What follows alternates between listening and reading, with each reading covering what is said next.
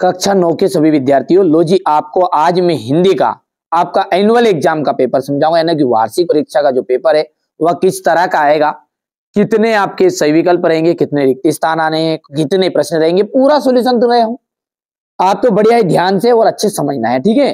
प्रयोगवाद के जो जनक है, प्रयोगवाद के जो जनक है वो किन्हें माना जाता है? प्रयोगवाद का जो जनक है वो अज्ञे जी को माना गया है। हेमंत रंगिनी के रचनाकार कौन है? माखनलाल चतुर्वेदी। श्रृंगार रस का स्थायी भाव क्या है? श्रृंगार जो रस है उसका स्थायी भाव है रति। क्या है? रति। आज बाजार किससे भरा पड़ा है? आज जो बाजार है ना वो विलासिता की सामग्रियों से ही भरा पड़ा है। लुटिया किस प्रकार का शब्द है? जो लुटिया है वो आपका आंचलिक शब्द है। एकांकी में उमा पात्र की मां का नाम क्या है? प्रेमा नाम था उनकी माता जी का। बढ़िया ही ध्यान से समझिए। थल थल में बसता है डेस ही शिव ही। चरण सरोज पखारन लागा में कौन सा अलंकार है? रूपक अलंकार। कौन सा अलंकार है? रूपक। रेल शब्द जो है, रेल शब्द क्या है? विदेशी शब्द है।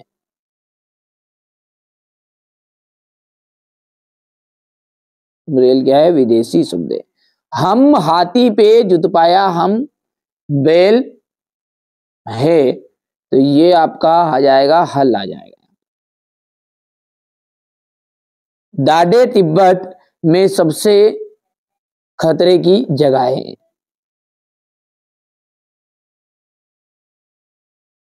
चलिए अब अगला है सांवले सपनों की याद। ठीक है, डिडेस विधि की रचना है। यहां पर है संस स्मरण विधा की रचना है, तो ये हो जाएगा संस स्मरण।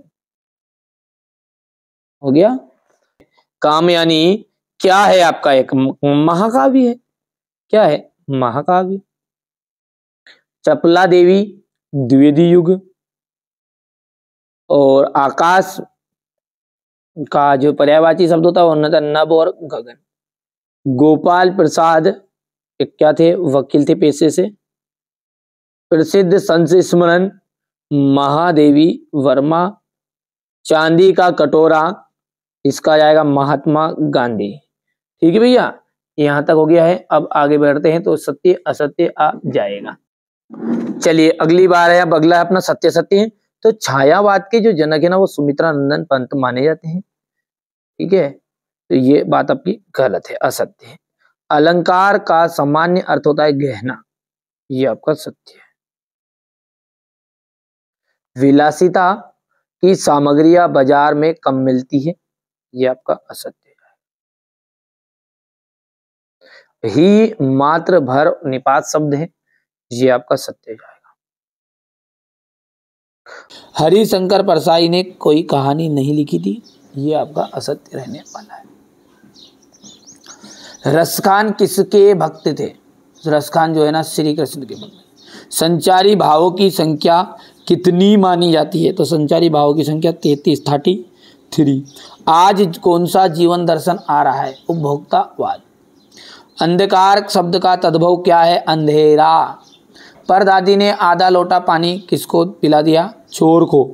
चिंतामणि किसकी रचना है? आचार्य रामचंद्र शुक्ल की।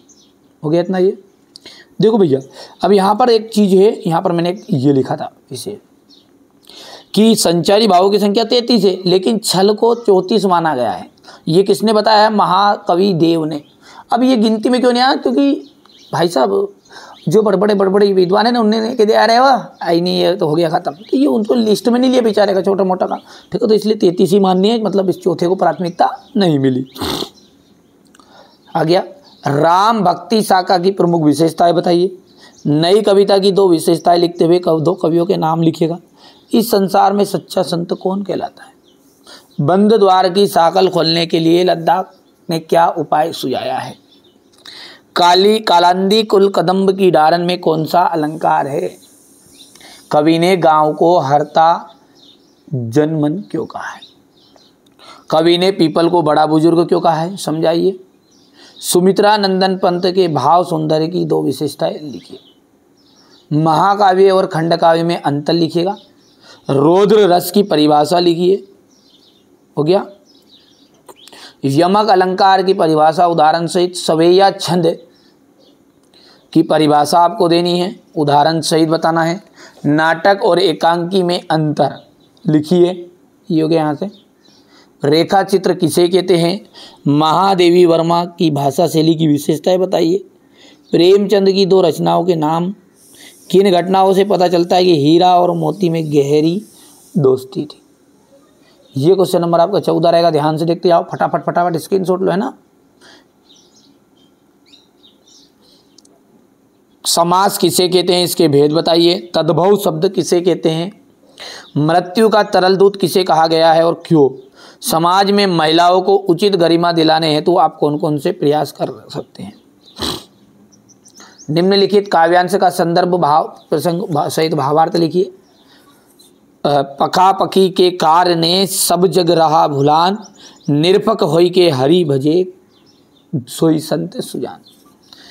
काली तू रजनी की काली, शासन की करनी भी काली। ये आपको यहाँ से देख सकते हैं क्वेश्चन नंबर 18।